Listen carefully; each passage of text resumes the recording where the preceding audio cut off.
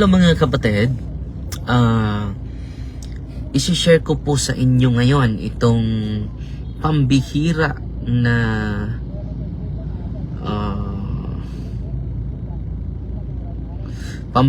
na karanasan ng isang santo.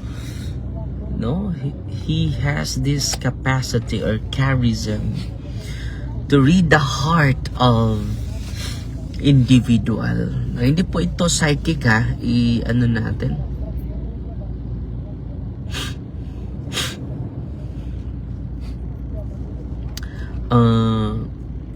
Ibalik natin mga kapatid ha, ay i-share ko sa inyo yung magandang gift. Ito po yung tinatawag charism. So i-distinguish po natin yung charism at saka gift mga kapatid. So ito pala si Saint John of the Cross. Kahapon po ang kanyang fiesta, no? Marami tayong matutunan sa kanya mga kapatid, no? Pero before that, i-share ko muna yung kanyang magandang karanasan mga kapatid, na maka-inspire sa ating lahat. No? Hindi talaga ito basta-basta yung mga santo natin mga kapatid, no? Itong si Saint John of the Cross 1542 to 1591. Isa siyang Catholic priest, mystic. So basta mystic ka, grabe na, deepen na po yung pananampalataya mo, no? Bilang tagasunod, disipulo ni Kristo po. Doctor of the Church, hindi to basta-basta na santo mga kapatid. So little background sa kanyang history mga kapatid. At i-highlight ko po yung kanyang charism na maka-inspire sa atin. Dahil dito sa mundo mga kapatid, lagi na tayong nanonood sa mga Hollywood movie, very secular na yung isipan natin. So ngayon, isa sa mga mission ko, bumalik. Mga kapatid, isa sa mga mission natin, punuin natin yung social media sa mga aral ng ating mga banal na mga santo. So, isa dito ay share ko po sa inyo si Saint John of the Cross, born early life and calling ni Saint John of the Cross. Born Juan de Yepes in Fontiveros, Spain. Taga Espanya pala siya. Into extreme poverty. So hindi ito basta-basta yung mga struggle niya mga kapatid. John learned early the cause of fidelity. His father died when John was young. His mother struggled to provide for the family. This early suffering shaped his radical trust on God. So dito nagsimula yung trust niya sa Panginoon mga kapatid. As a young man, he joined the Carmelite order and was ordained a priest. Though intelligent and capable, he felt that the order had grown too much comfortable. His soul longed for simplicity, silence, and total surrender to God. So, grabe yung kanyang mortification mga kapatid. Yung pagpasakit sa kanyang sarili para ibigay niya ng buong buo sa Panginoon. At grabe yung kanyang dedication, commitment na ibinibigay sa Diyos at sa simbahan. So ito yung niya, yung charism na natanggap niya, yung prophetic knowledge, no? Ito yung i-discuss natin. Itong prophetic knowledge ni Saint John of the Cross. So ito yung highlight ko sa inyo sa kanyang buhay. Marami tayong dapat pag-usapan, pero i-highlight ko lang itong specific charism ni Saint John of the Cross, no? Dito basta-basta yung Ito po, i-share ko sa inyo. Itong prophetic knowledge niya. Many penitents and religious testified that Saint John of the Cross, ito yung charism niya, prophetic knowledge niya, named sins or inner struggles before confession. Kung nangumpisal ka sa kanya, malalaman niya yung mga kasalanan mo at yung personal struggle mo. And then magkabigay siya sa iyo ng mga spiritual direction. Discern spiritual wounds that person had never spoken about. Kahit hindi mo sinasabi sa kanya, alam niya yung yung addiction mo, alam niya yung personal struggle mo. He used this knowledge with great gentleness. So, kahit meron siya nitong gift na ito, mga kapatid, ay hindi niya ito pinagyabang. Often beginning with mercy rather than correction. Hindi siya nga nagko-correct, no?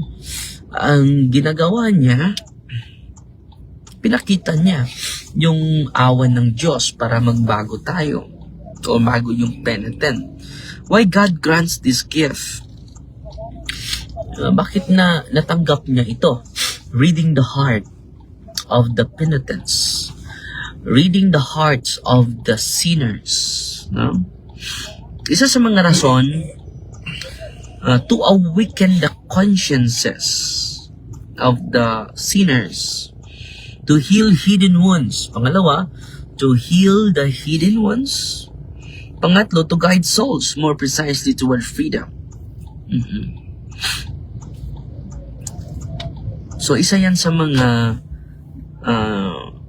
rason. Bakit meron siyang tinatawag na extraordinary gift? Itong reading the heart of the sinners. Reading the heart of the penitents. No?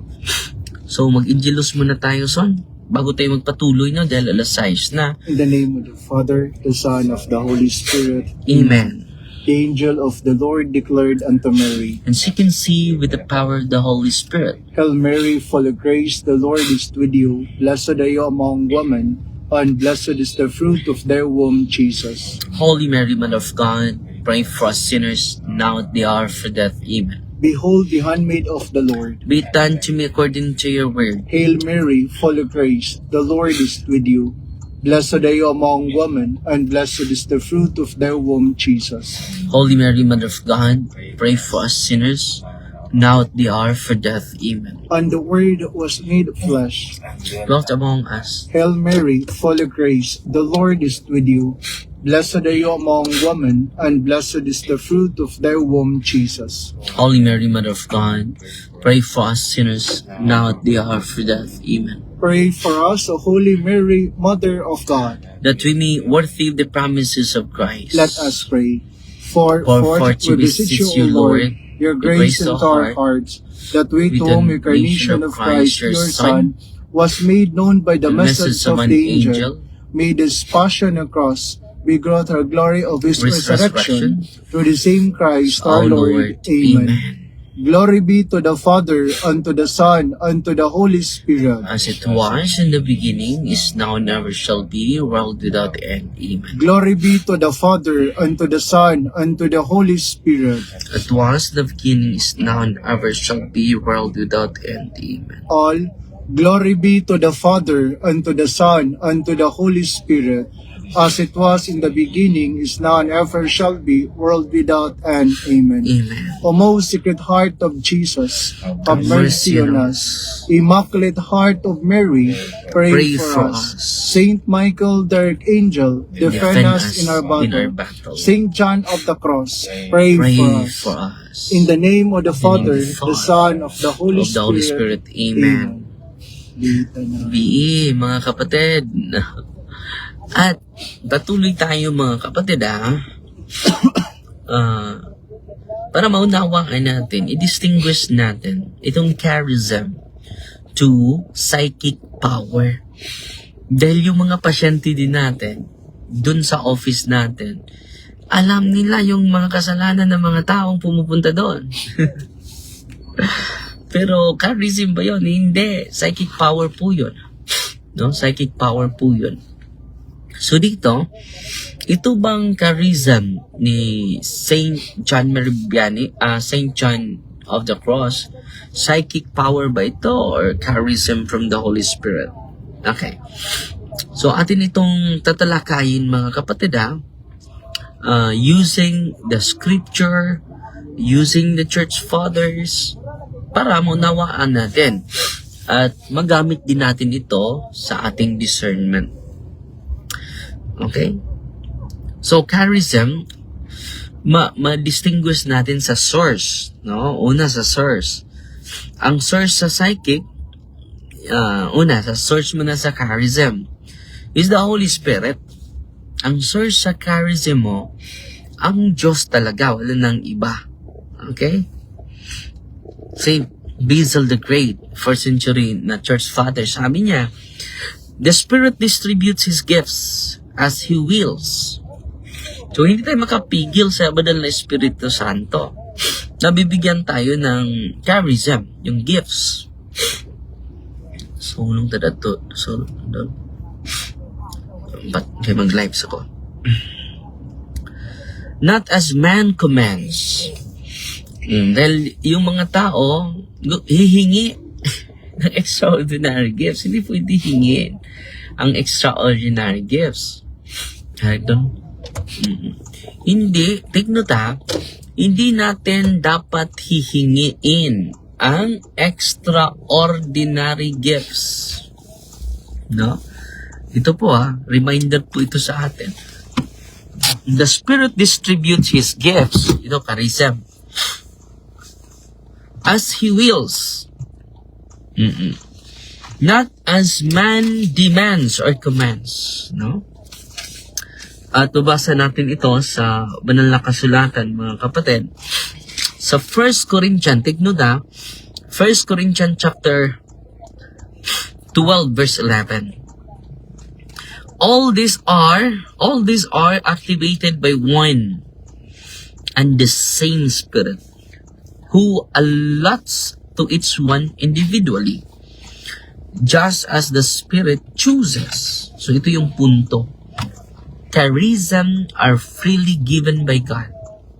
Take note charism is freely given by God. Pangalawa, the person cannot activate them at will. Hindi pwede na i-demand natin sa Panginoon. Hindi pwede na i-command natin sa Panginoon, mga kapatid. They flow from the grace, prayer, and humility. No? Hindi yan galing sa personal na capacity ng tao. Saan to? It flows from the grace. It flows from the grace through the sacrament, mga kapatid. The prayer and humility. Pero dito tayo sa source sa psychic ability. Dahil yung mga kapatid natin, may psychic power din. Ang source sa psychic power, natural occult ability, or preternatural demonic influence. So, yung palahulang source sa psychic ability versus charism, mga kapatid, ang source. Ang source sa psychic power, either natural or preternatural. Dalawa po. Preternatural demonic influence. Sabi ni Saint Irenaeus, mga kapatid, where the Spirit of God is, there is truth. Where He is absent, there is deception. Kung hindi galing sa Panginoon yan, absent ang Panginoon yan, delikado po tayo. There is the reality of deception, mga kapatid. So, ang psychic power operates at human command. Dahil sa kagustuhan ng tao. Tulad ng kadiskusyon ko, yung leader sa mga faith healers sa mga taga-Sikihor. Pangalawa, yung kadiskusyon ko na from North Cotabato. Pangatlo na rason sa psychic power, often cultivated through techniques, rituals, or altered states, yung mag-trance, mawala ka sa sarili. So, kita nyo the source, nandito pa tayo sa source. Tatlo po ito, ang distinction sa psychic and charism, tatlong punto po. Nandito pa tayo sa unang punto, yung source. No? So, patuloy. So, cultivated through techniques, ma-develop mo ito through techniques, ano pa, rituals, may prayer din, yung rituals, or altered state, yung trance, mag-trance na yung psychic person. Pangatlo, seek control, not surrender. So, mang-control mo na yung mga tao dahil may kapangyarihan ka through love potion, through habak, through amulets, mga kapatid. So, yan po sa source sa psychic. So, yung distinction sa psychic power and charism from the source. May distinction tayo, may kaibahan tayo. Dito naman tayo sa pangalawa. May kaibahan sa purpose. Pero yung psychic power, kaiba talaga sa source. And then, pangalawa is the purpose, charism. Ang purpose sa charism, yung gifts from the Holy Spirit, isa lang. Healing of the souls and salvation of the soul. Healing and salvation of the soul. Sabi ni St. John Chrysostom, the Spirit gives gifts not for display. Take note not for display, but for the profit of all. Ito po, maganda po ito. It is not for display. Pero marami sa atin, nakala nila, charism yon, pero for display. The Spirit gives gifts not for display, but for the profit of all. Yan po ang katotohanan, mga kapatid.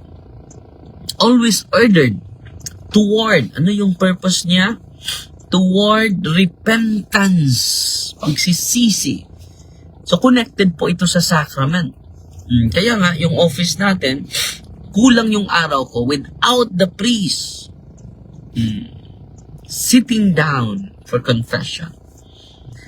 Ano pa? Repentance, conversion. Ano pa? Freedom from slavery of our sinfulness. Pang-apat is holiness.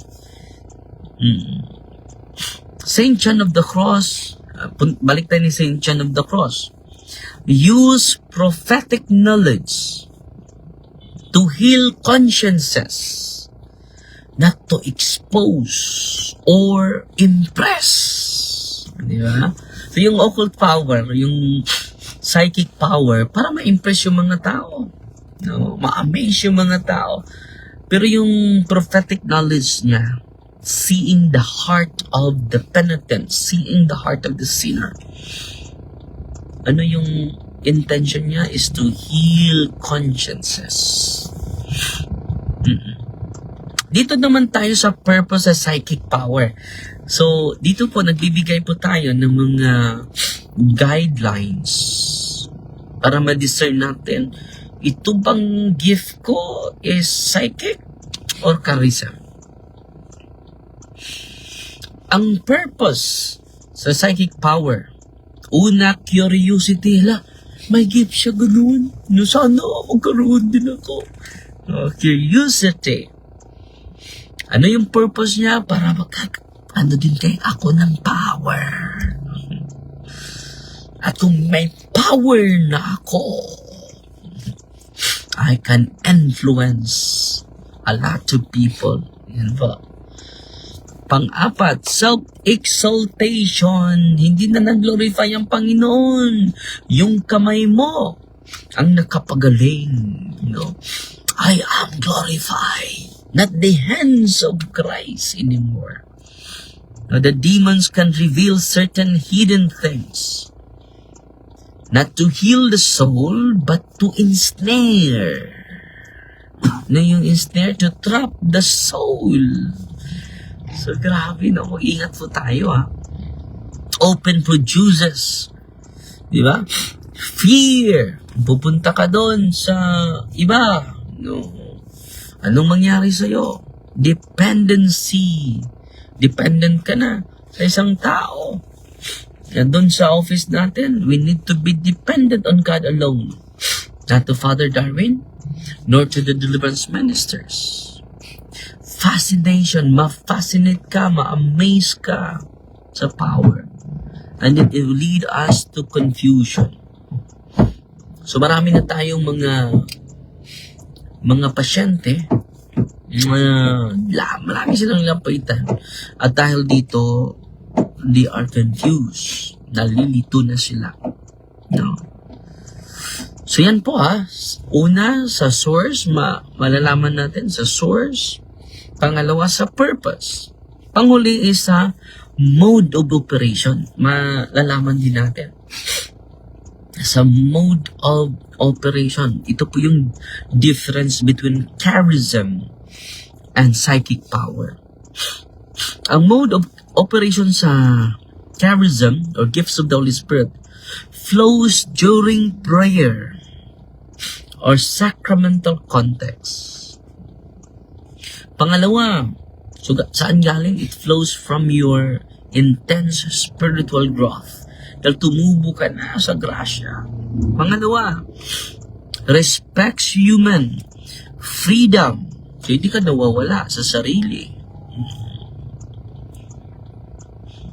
Pangatlo, accompanied by peace. Lagi kang may peace of mind, virtues, and obedience to the truth of our faith, to the church. True prophecy humbles the prophet. So meaning, the prophetic knowledge humbles the prophet. Kung mataas ka pa sa simbahan, delikado po yan. Yan po ang mode of operation. Makikita mo na sa mode of operation. Kung hindi ka nalaman mo itong mode of operation, the distinction of the mode of operation from psychic and charism, umod yun ta. Umod ta. Anta sa psychic power, the mode of operation, activated deliberately or on demand. Gusto ko for curiosity, bypasses prayer and repentance. Kahit wala ka, hindi ka nag-repent, hindi ka nagbago, may kapangyarihan pa rin ako. Yan. Psychic power yon.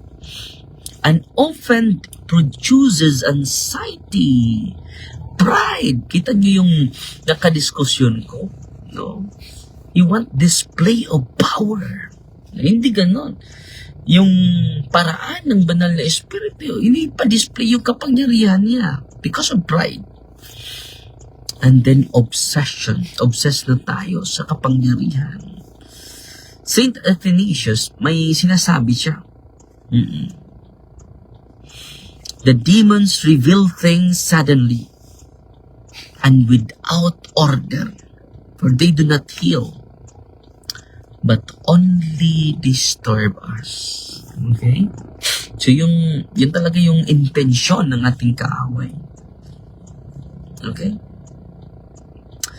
So, yan po yung yung primary differences of charism, between charism and psychic ability. So, additional po na information. Charism grows with holiness. Kung wala kang holiness, wala kang pagbabago, magduda ka na sa gift mo. Example, marami kang gift, marami kang power, pero hindi ka naman ang umpisal. Hindi ka naman nagpalasamba. Marami mong pinagaling. Pero, hindi ka gustong, wala kang prayer life, no? So, charism disappears when not needed. So, hindi ka dependent sa charism. Dependent ka sa source sa charism. No? Kung meron ngayon, no? Disappears when not needed. Never contradicts faith and morals. Example mag-ingat po kayo kung yung paraan nila ay Sos, nag-live si Padre Sos.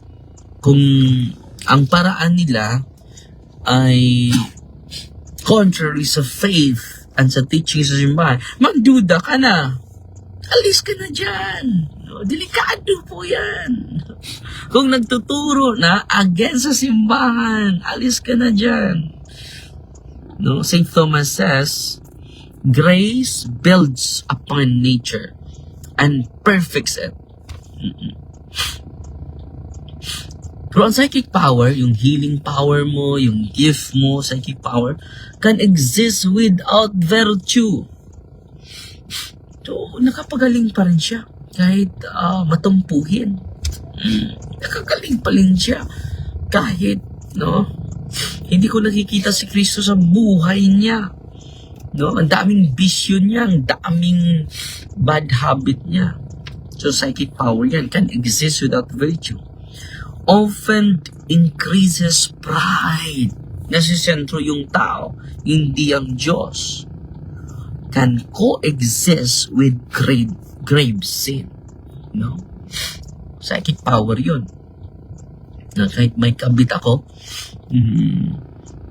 makapangyarihan pa rin, nakapagaling pa rin ako, nakapag-prophecy pa rin ako. Not every wonder worker, Saint Jerome, belongs to God. Saint Jerome po ito Kinuquote niya ang Matthew chapter 7 verse 22 to 23. Paano natin ma-discern na galing sa Diyos ito?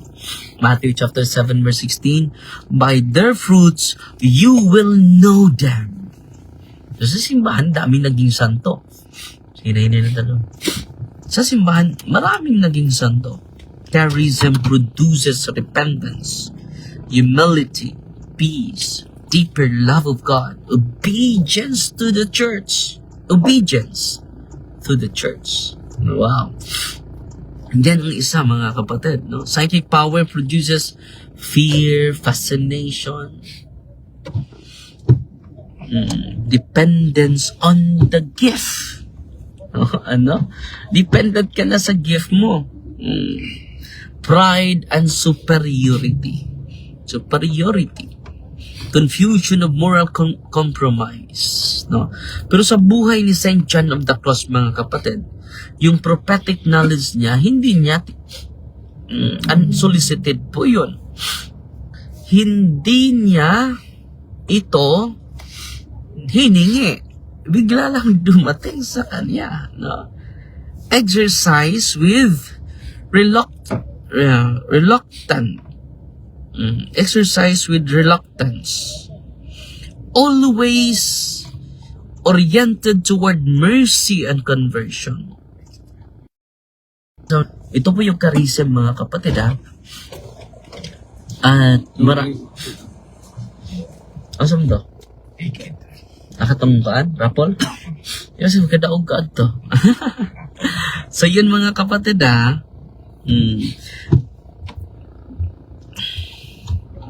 So, the church recognizes it as a charism. Una, i-recognize po ng simbahan yung ka-Saint John of the Cross is charism. Opposite po yun sa psychic power. I-summarize natin, mga kapatid, ano ang kaibahan nito, mga kapatid? Unang-una, mga kapatid, sa source, and then the purpose. Pangatlo is the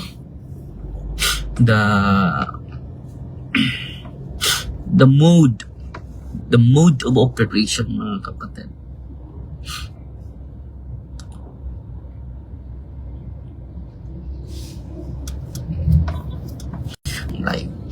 Sabi ni Saint Augustine, mga kapatid, ito, God reveals secrets to heal.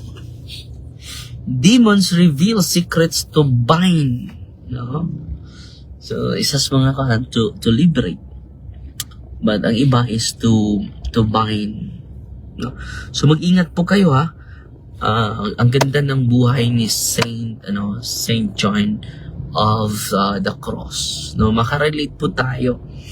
At sana po ay mabigyan natin ng pansin ang mga sayings niya. Ito yung sayings niya, mga kapatid.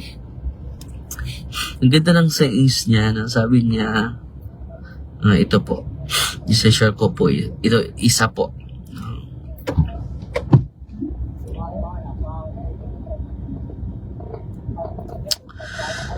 The soul that is attached to anything, kung attached tayo, kung tayo ay attached to anything, no? However small, will not arrive at perfect freedom. So, ang totoo na freedom, we are not attached of things, sa power natin, sa influence natin, sa position natin. Kung attached ka na dyan, it will not lead you to perfect freedom. So, ang perfect freedom without attachment, mga kapatid. We are only attached to God alone. No? So, yan lang po muna, mga kapatid, ha. At sana po ay na-learn po kayo. Ako po ay laging natututo sa buhay ng mga banal. At huwag kayong matulog, without praying the rosary, without saying a prayer for the poor souls in purgatory. Malaking tulong po yan, mga kapatid. At ipagdasal natin ang buong sambayanan natin, ang Santo Papa natin, ang mga cardinals natin, mga obispo natin, mga political leaders, mga kapatid, na ma-guided po sila, no, para sa kabutihan ng lahat, not for the self-exaltation, mga kapatid, or self-glorification. Dahil marami sa atin na maalala tayo. Hindi dapat, kailangan maalala tayo. Importante maalala ang Diyos sa buhay natin. Okay? Maraming salamat sa inyo, ha, sa inyong pakikinig at pag-share natin sa kabutihan ng Diyos, sa pag-ibig ng Diyos at sa aral ng Diyos. Doon natin i-anchor yung buhay natin. Doon natin i-anchor yung ating sarili. Ang Diyos ay nagmamahal sa ating lahat. Pero tayo ay minahal natin yung sarili natin. Yung sarili nating kagustuhan. At iniwan natin ang kalooban ng Panginoon. So, yun lang po, mga kapatid. At sana po ay nag-enjoy po kayo. At greetings lang ako.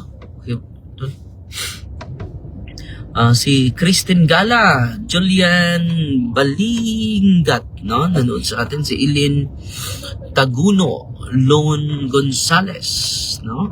Si Anisha Oro Inok, lagi itong nanood sa atin, mga kapatid, no? Si Ching Generali, no? Salamat sa inyo, ha? Mayang gabi, Father. God bless. First simbang gabi. So, 15 maran, bro, no? So, simbang gabi. 6, simbang gabi. Ugma ang first nga, Don Mas. For the youth na siya din. Para na sa mga kabataan una na to, no?